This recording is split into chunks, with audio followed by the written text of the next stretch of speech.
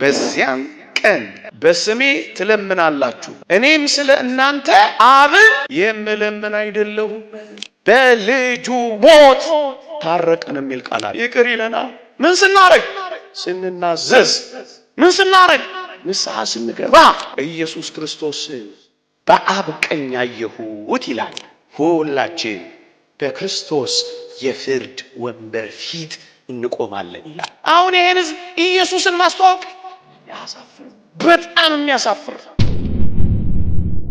ሁለተኛ ጢሞቴዎስ የሐዋርያው የቅዱስ ጳውሎስ መልእክት ወደ ጢሞቴዎስ ሁለተኛ ምዕራፍ 4:6 እንዲህ ይላል።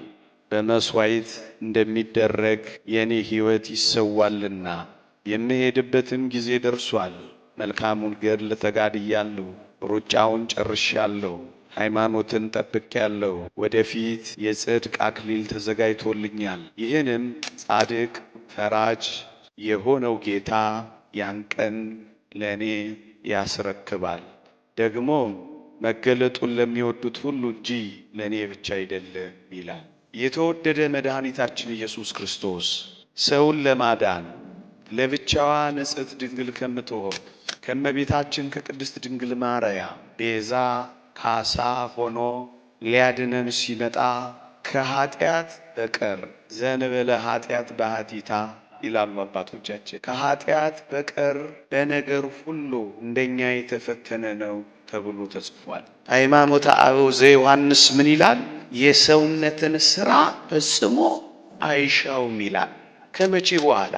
ሞትን ድል ከነሳ ካሸነፈ ተልእኮውን ካጠናቀቀ በኋላ የሰውነትን ሥራ መብላትን፣ የሰውነትን ሥራ መጠጣትን፣ የሰውነትን ሥራ መድከምን፣ የሰውነትን ሥራ መራብን፣ የሰውነትን ሥራ መታመምን፣ የሰውነትን ሥራ መለመንን፣ ማማለድን ፈጽሞ አይሻው። ለዚህ ነው በግልጽ ቃል በሥጋ ወራት ከሞት ሊያድነው ወደሚችል ከብርቱ ጩኸትና ከእንባ ጋር ጸሎትንና ምልጃን አቀረበ የሚለው። በዚያን ቀን በስሜ ትለምናላችሁ፣ እኔም ስለ እናንተ አብን የምለምን አይደለሁም።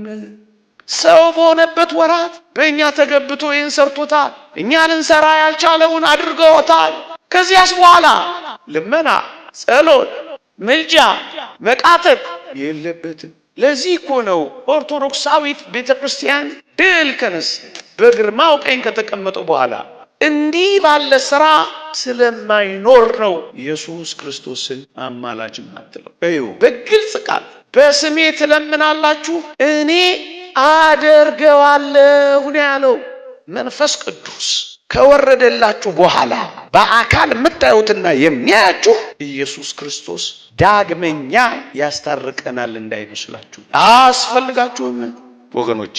እዚህ ጋር አንድ ነጥብ ልጠይቃችሁ። ከቀደመው በደል ከአዳም ኃጢአት እስከ ክርስቶስ ሞት ድረስ የነበረውን ምልአተ ኃጢአት ታርቀናል አልታረቅንም? ታርቀናል። በልጁ ሞት ታረቅን የሚል ቃል አለ። በልጁ ሞት ምን አለን? ምን አለን? ሞቱ መታረቂያችን ሆነ፣ ታረቅን። አለበለዛ የጠሉ ግድግዳ ላይፈርስማ፣ እኛም ቅድመ እግዚአብሔር ላንደርስማ፣ ጩኸታችን ላይሰማማ፣ እርቁ አንድ ጊዜ ባደረገው ተልእኮ ላይፈጸምማ። ለምን ክርስቶስ እንዲህ እስከ ሞት ድረስ የደረሰ ለምን ለሞት ጨከነ? አሁን ለምንበድለውስ በደል፣ አሁን ለምንሰራውስ ኃጢአት አላችሁ ወይ? ኃጢአታችንን ብንናዘዝ ኃጢአታችንን ይቅር ሊለን ከአመፃችን ሁሉ ሊያነጻን የታመነና ጻድቅ ነው ይለናል። ይቅር ይለናል። ይቅር ያስብለናል እኮ አይደለም የሚለው። ምን ይለናል? ይቅር ይለናል። ምን ስናረግ? ስንናዘዝ። ምን ስናረግ? ንስሐ ስንገባ እንጂ ገና ሊያስታርቅ ትፈልጋለህ? ሰላምን ያደርግ ዘንድ ጥልንም ይገል ዘንድ አንድን አዲስን ሰው በራሱ ይፈጥር ዘንድ ሁለታቸውን በአንድ አካል ያስታርቅ ዘንድ መጥቷል። ሊቁ ቀለምኒጦስ ዘእስክንድርያ የዮሐንስ ወንጌል ምዕራፍ 17ን በተረጎመበት መልእክቱ ሊቀ ካህናት እንደመሆኑ የጸለያት ጸሎት ባላት በዚህ በዮሐንስ ወንጌል ምዕራፍ 17 ቁጥር 3 ላይ እንዲህ የሚል ቃል ታገኛላችሁ። ዮሐንስ ወንጌል ምዕራፍ 17 ከቁጥር 3 እስከ 5 ስሙኝ በሞቴ እኔ ላደርገው የሰጠኸኝን ስራ ፈጽሜ በምድር አከበርኩህ ይላል። አንተን በምድር በነበረው ትምህርቴ ገልጬሃለሁ፣ እኔን ደግሞ በሰማያት ባለው ክብሬ በጥንት ክብሬ ግለጠኝ። ሰው ስለጠፋ ሰው ሆንኩላቸው። ወደ ላይ መምጣት ስላልቻሉ ወደ ታች ወረድኩላቸው። መስዋዕታቸው ስላልሰመረ በጎኝ ታረድኩላቸው። መደመጥ ስላጡ ቃተትኩላቸው። ረቂቃን መሆን ስላልቻሉ ግዙፍ ሆንኩላቸው። ነፃ መሆን ስላልቻሉ ታሰርኩላቸው። መቃብርን መሻር ሞትን ማሸነፍ ስላልቻሉ መቃብር ገባው ሞትኩላቸው። እንዲህ አድርጌ ሰውን መውደድ ልዩ ፍቅር ገለጥኩላቸው። አንድ ሊቅ ምን ይላል? ኢየሱስ ክርስቶስ በሐሙስ ምሽት የሐዋርያቱን እግር ሲያጥብ ስላየው ነው እንዴ ይሁዳ ባሪያ አድርጎ ይሸጠው ይላል። የባሮችን ስራ ነው ክርስቶስ ሐሙስ ዕለት የሰራው። እግር ማጠብ የባሮች ስራ ነበር ባይሁድ ዘንድ። እንዴ እግር ሲያጥብ ሲያየው እንደ ባሪያ 30 ብር ሸጠው ይላል። አያችሁ፣ ሲያጥብ ስናየው ባሪያ አናረገውም፣ ጌታ ነው። በሰማያት እንዴት ነው ክርስቶስን የምናውቀው? ክርስቶስን እንዴት ነው የምናውቀው ታዲያ በሰማያት?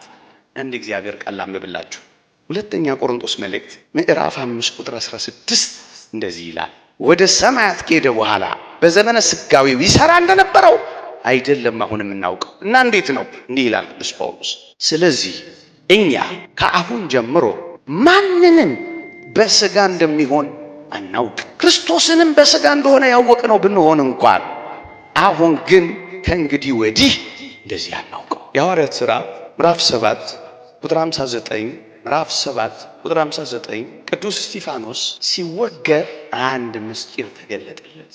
ምን ይላል? ኢየሱስ ክርስቶስን በአብ ቀኝ አየሁት ይላል።